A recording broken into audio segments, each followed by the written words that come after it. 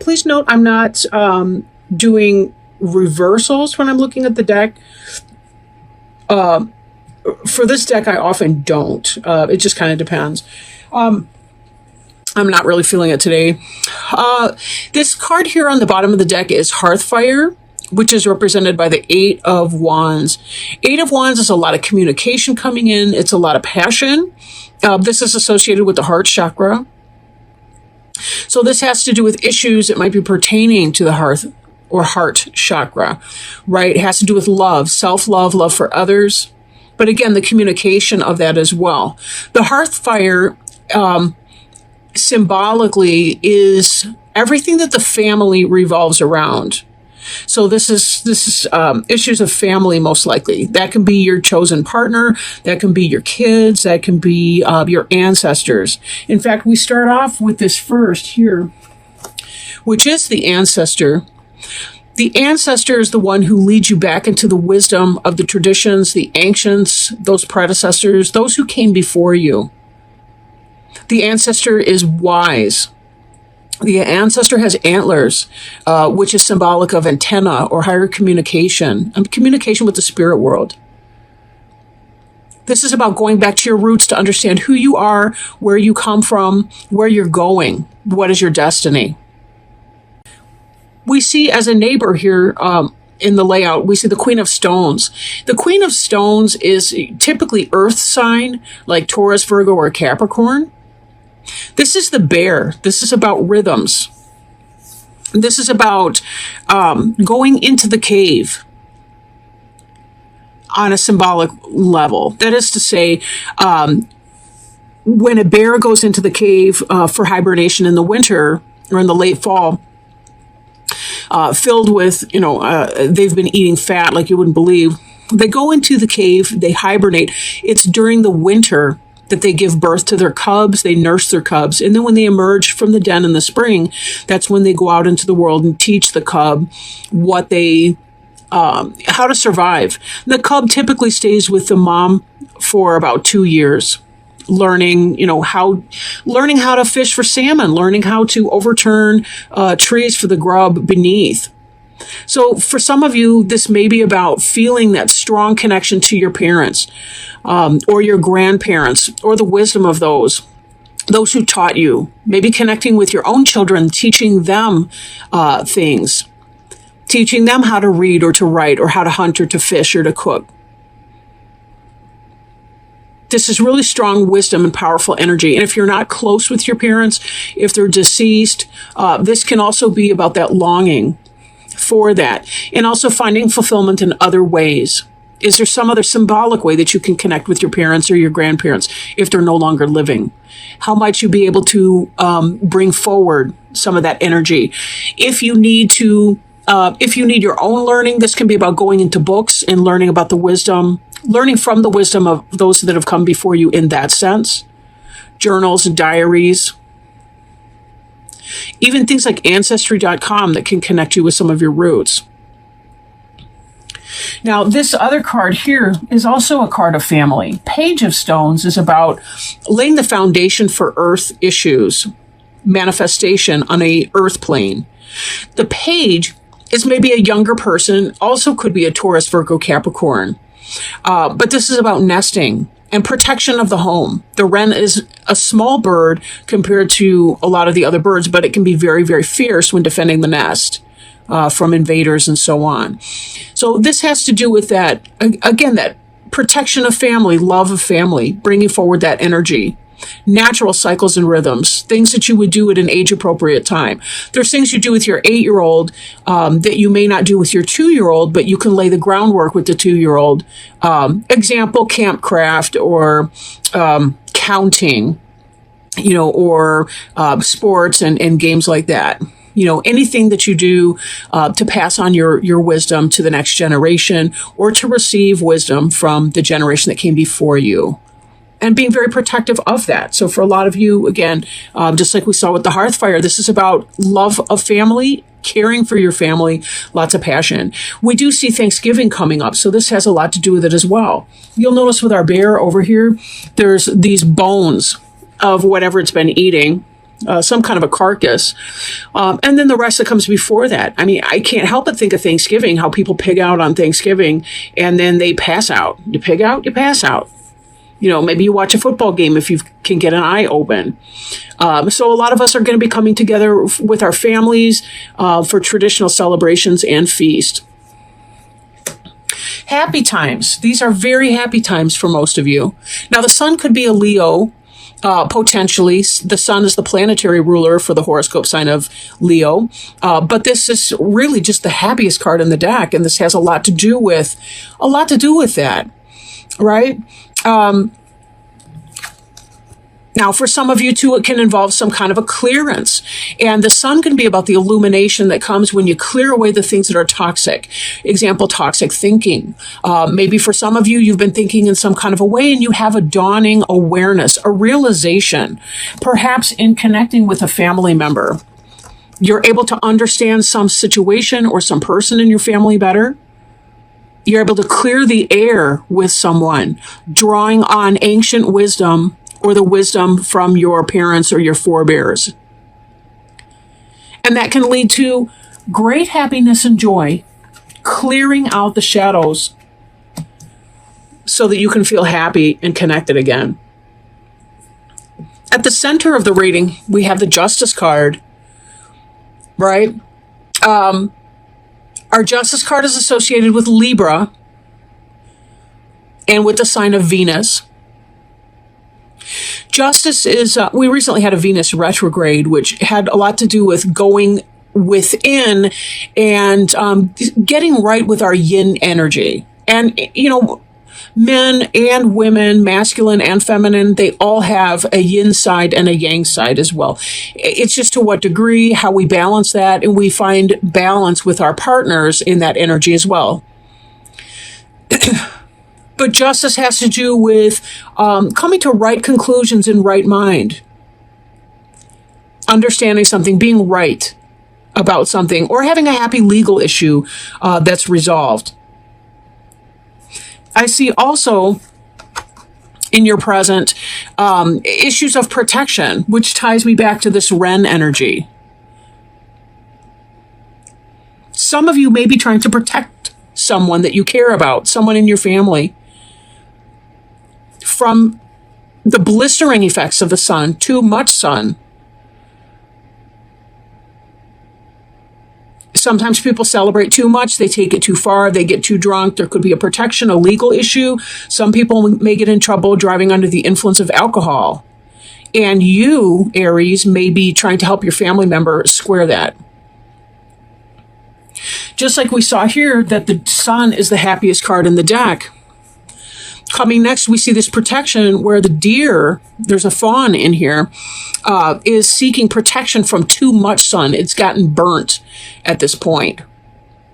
While I don't feel that necessarily chips away at the happiness that you felt at the previous moment, when I tie these two together, it could be that there is some kind of a legal thing and you're trying to protect someone you love from that. Example, driving under the influence. Maybe they get caught up in legal trouble because of it. Too much partying, too much fun. This could be something that is coming to bear, literally, figuratively, metaphorically, because it's their time. You know, you can only drive under the influence so many times before you get caught. It's fate in that way. Now, some people are better at getting away with it than others, but whatever. So possible legal issues, and you're trying to do some kind of protection for that. For some of you, for this clearance, it could be that you're setting boundaries with people that are taking it to an extreme and saying that you don't want to, you're done with it. Because coming forward, we have this Ren, this protectiveness of your home. You don't want bad elements or uncomfortable situations being brought into your home at the end of the month here, into your Thanksgiving. Sometimes there's being done with something and setting that limit and saying, no way. This is the world tree. That's about completion of a major cycle. So for some of you, you have found some clarity, some connection with your ancestral roots. Again, I'm thinking around the holiday of Thanksgiving, but you may not celebrate that. Whether you do or not, this still is a time of year. The fall is just that time of year where we go inside of ourselves and we try to understand what we've been doing in the masculine parts of the year. Once we hit that autumnal equinox, we're kind of going within into more of a yin energy. It's more internal. It's more reflective. It's more introspective. It's less active and more inactive. But there still is activity that goes on underneath the soil. But until we get to that kind of spring equinox where we see that the sun has won out over the moon cycle. And that's just earth science. You think about it, right? The days are the shortest now from the autumnal equinox until the spring equinox. That's how we see it. We have less light and more night, and that's going to flip come spring. But until then, we're kind of in that feminine, dark of the moon type energy. This is all just about playing out cycles. The world tree is completion of a cycle, but so is our Queen of Stones, the bear. There is, however, a happy thread in here. The Three of Cups is about joy and celebration. 3 of the 4 elements are represented here. Although I could say if you've ever seen a sandhill crane dancing, they are absolutely beautiful.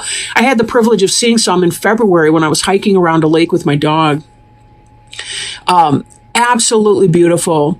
But, you know, they seek their food out of the water. They fly in the sky. That's air element. They nest on the ground or on trees that are rooted deeply in the ground. So that's earth element. So they bring all of these different elements together into their lives, and they manage to sustain their lives through doing multiple things, multiple ways. It's really a great symbol of balance. They've got these big bird bodies on these skinny little stork legs, you know. They're really majestic animals. And 3 of Cups, you know, 3 itself is a sacred number, maid, mother, crone. Father, Son, Holy Ghost. It's a sacred number. It's about 2 people who come together and they give birth to a third. In that you can say there's the individual spirit of each person in the relationship, but then when they come together, there's an additional energy. It could be literally a child, could just be the combination energy of the 2 of them together, what they can accomplish. Kind of the elements, you know, the sum of the elements is more than the there's a saying for that I can't think of right now. Something about it's more than the sum of its parts. It's kind of that.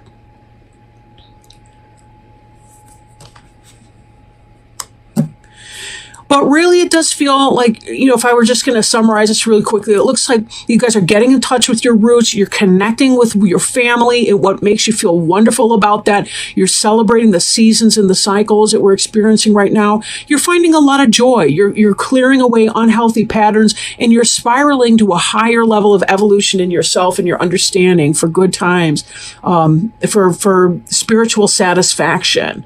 It's like you're setting your boundaries emotionally, physically, psychic boundaries against, influences that might drain you, or bring some kind of challenge in that way. And you're really tapping into, I'm happy to be moving on to this new cycle.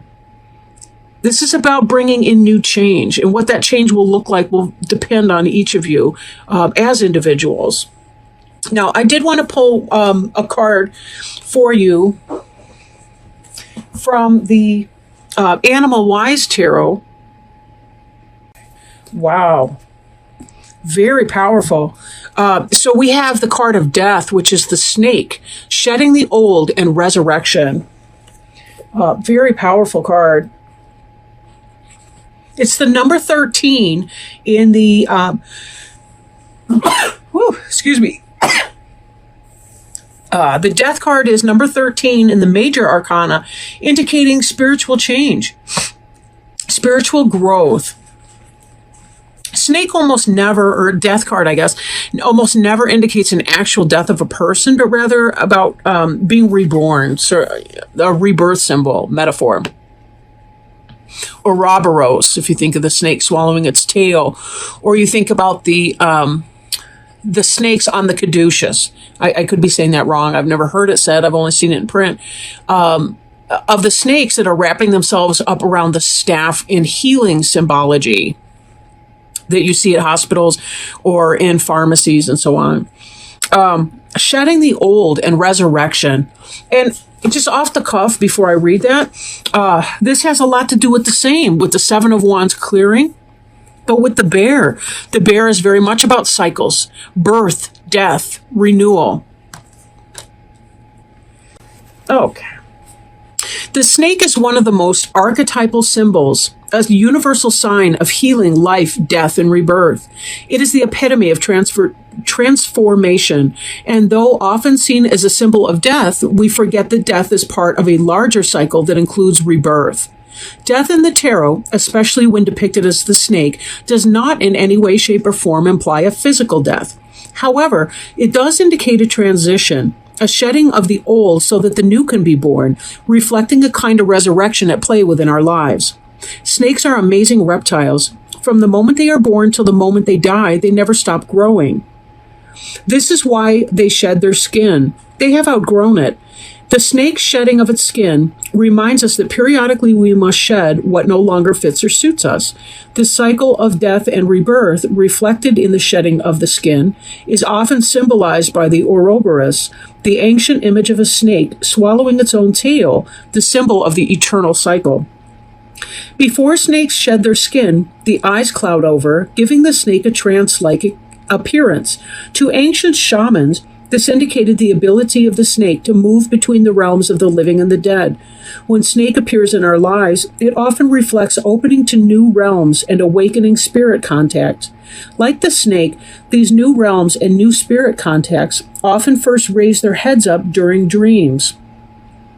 Although snakes have two eyes, they do not see very well, relying on their sensitivity to vibrations and to smell. Do not trust what you see, trust what you feel. You will feel the changes arriving before actually recognizing them.